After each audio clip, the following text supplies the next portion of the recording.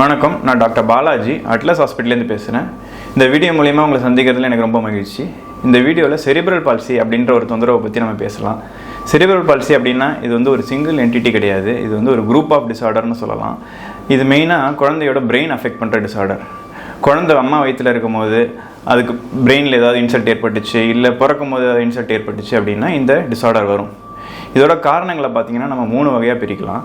குழந்தை வயிற்றில் இருக்கிற போது உள்ள காரணங்கள், பிறக்கும் போது உள்ள காரணங்கள், பிறந்த பிறகு வர காரணங்கள். அம்மா வயிற்றில் இருக்கிற போது வர காரணங்கள்னு பார்த்தீங்கன்னா பிரெயின் டெவலப் ஆகும்போது அதுக்கு சரியாக ஆக்சிஜன் போகலை அப்படின்னா இந்த டிஸார்டர் வரும். இல்லை அம்மாவுக்கு ஏதாவது இன்ஃபெக்ஷன் ஏற்படுது, வைரல் இன்ஃபெக்ஷன், இது வந்து டார்ச் இன்ஃபெக்ஷன் அப்படின்னு சொல்லுவோம். சைட்டோமெகலோ வைரஸ், ருபல்லா, டாக்ஸோபிளாஸ்மோசிஸ், இந்த மாதிரி ஒரு சில வைரல் இன்ஃபெக்ஷன்ஸ்லாம் இருக்குது. இந்த இன்ஃபெக்ஷன்ஸ்லாம் வந்தால் அம்மாவுக்கு வந்ததுன்னா குழந்தைக்கு பிரெயின் அஃபெக்ட் பண்ணி இந்த டிஸார்டர் வரதுக்கு ஒரு சான்ஸ் இருக்குது. அதுக்கப்புறம் டாக்ஸின்ஸ்னால் என்னென்னா இப்போ இந்த ஆல்கஹால், ஸ்மோக்கிங் அந்த பழக்கம்லாம் இருக்குது. இல்லை பேசிவ் ஸ்மோக்கிங்க்கு எக்ஸ்போஸ் ஆகிறாங்க அம்மா அப்படின்ற பட்சத்தில், இல்லை லெட் டாக்ஸிசிட்டி இந்த மாதிரிலாம் வருது அப்படின்னா குழந்தையோட பிரெயின் அஃபெக்ட் பண்ணி செரிப்ரல் பால்சி வரதுக்கு ஒரு சான்ஸ் இருக்குது.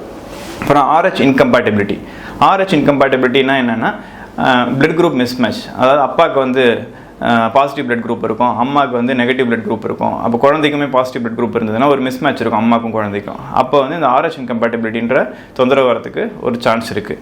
ஆனால் இந்த காலகட்டத்தில் இது வரத்துக்கு ரொம்ப சான்ஸ் கம்மி தான். ஏன்னா இது ஆரம்பத்திலே நம்ம கண்டுபிடிச்சி அதுக்கு தேவையான இன்ஜெக்ஷன்ஸ்லாம் கொடுக்கறதுனால இந்த RH இன்கம்பேட்டபிலிட்டி வராது.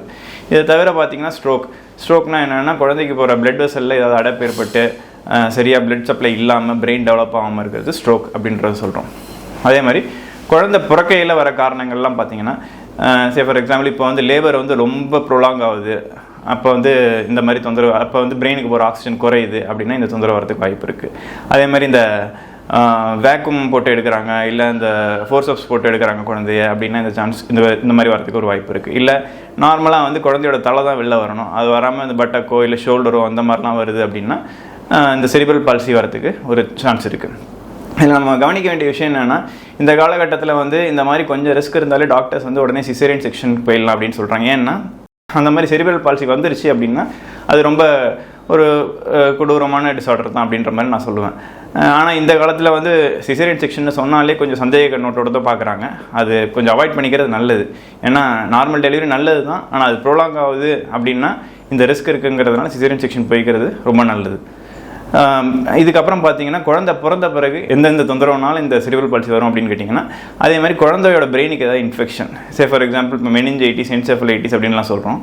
இந்த மாதிரி ஏதாவது இன்ஃபெக்ஷன் வந்ததுன்னா இந்த செரிப்ரல் பால்சி வரும். இல்லை அதே மாதிரி ஸ்ட்ரோக், அந்த பிரெயினுக்கு போகிற பிளட் வெசல்ஸில் அடைப்பு ஏற்பட்டுச்சு அப்படின்னா இந்த தொந்தரவு வரும். இல்லை ஜாண்டிஸே ரொம்ப சிவியராக இருக்குது, இல்லை ஒரு ஹெட் இன்ஜுரி, ஏதாவது ஆக்சிடென்ட் ஆகி தலையில் அடிபட்டுது அப்படின்னா இந்த செரிப்ரல் பால்சி வரதுக்கு ஒரு சான்ஸ் இருக்குது. சரி, இந்த செரிப்ரல் பால்சி வந்ததுன்னா என்னென்ன ஃபீச்சர்ஸ் இருக்கும், குழந்தைக்கு எப்படி ப்ரெசென்ட் ஆகும் அப்படின்றத பார்க்கலாம். ஃபஸ்ட்டு பார்த்தீங்கன்னா டிலேட் மைல்ஸ்டோன்ஸ்னால் என்ன அப்படின்னா இப்போ ஒரு குழந்தை பிறந்த ஒரு 3 மாதத்தில் அதாவது சோஷியல் ஸ்மைல் வரும். சோஷியல் ஸ்மைல்னால் இப்போ ஒரு ஹியூமன் ஃபேஸ் அது பார்க்குது அப்படின்னா அது சிரிக்கும்.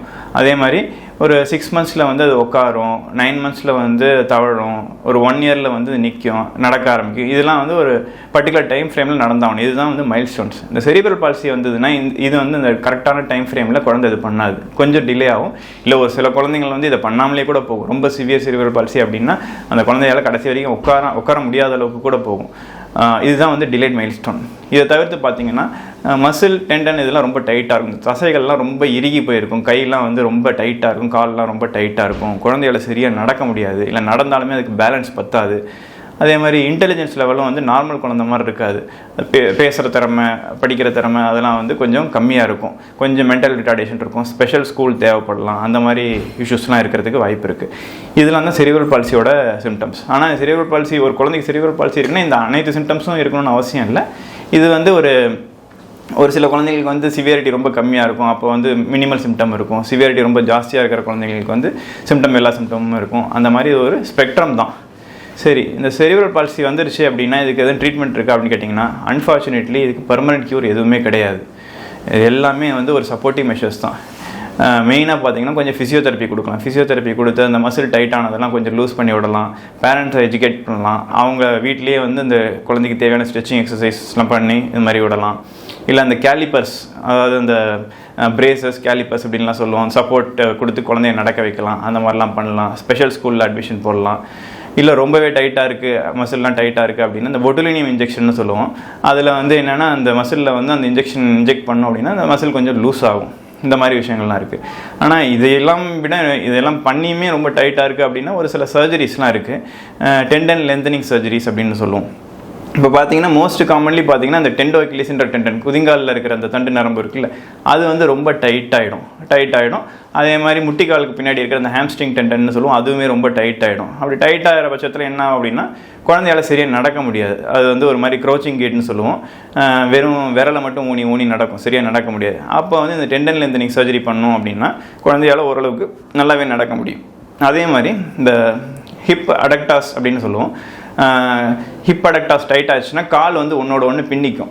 அதனால் வந்து சிசரிங்னு சொல்லுவோம். அதாவது சிசரிங் கேட், கால் ஒன்றோட ஒன்று பின்னி கால் அகட்டி வச்சு நடக்க முடியாது. அந்த மாதிரி குழந்தைங்களுக்கு வந்து அடக்டார் டினாட்டமி அப்படிங்கிற சர்ஜரி நம்ம பண்ணுவோம். இதெல்லாம் பண்ணால் ஓரளவுக்கு குழந்தையோட நடக்கிற டாய்லெட்டிங் பர்பஸ் இதெல்லாம் கொஞ்சம் சால்வ் ஆகும். அதே மாதிரி டார்சல் ரைசாட்டமின்னு ஒரு சர்ஜரி இருக்குது. அது என்னென்னா ஸ்பைனல் கார்ட்லேயே அந்த நரம்புகள் வருது இல்லை, அந்த நரம்புகளையே நம்ம கொஞ்சம் கட் பண்ணோம் அப்படின்னா அந்த மசிலோட டைட்னஸ் கொஞ்சம் குறைஞ்சி சிம்டம்ஸ் இம்ப்ரூவ் ஆகும். இந்த மாதிரி ஒரு சர்ஜரி இருக்குது. இல்லை ஒரு சில குழந்தைங்களுக்கு ஆஸ்டியாட்டமின்ற சர்ஜரி தேவைப்படும். இந்த மாதிரி மசில் ரொம்ப டைட்டாக இருந்தது அப்படின்னா போனே கொஞ்சம் வளைவாக வளரும். அப்போ வந்து நம்ம ஆஸ்டியாட்டமின்ற சர்ஜரி பண்ணோன்னா அந்த போனை வந்து டிஃபார்மிட்டியை கரெக்ட் பண்ணி நம்ம ஸ்ட்ரைட் பண்ணி ஓரளவுக்கு காலை நேராக படுத்தலாம். அதே மாதிரி ரொம்ப ஒரு சில குழந்தைங்களுக்கு வந்து இந்த ஸ்பைனல் கார்டே வளைஞ்சு போயிடும்.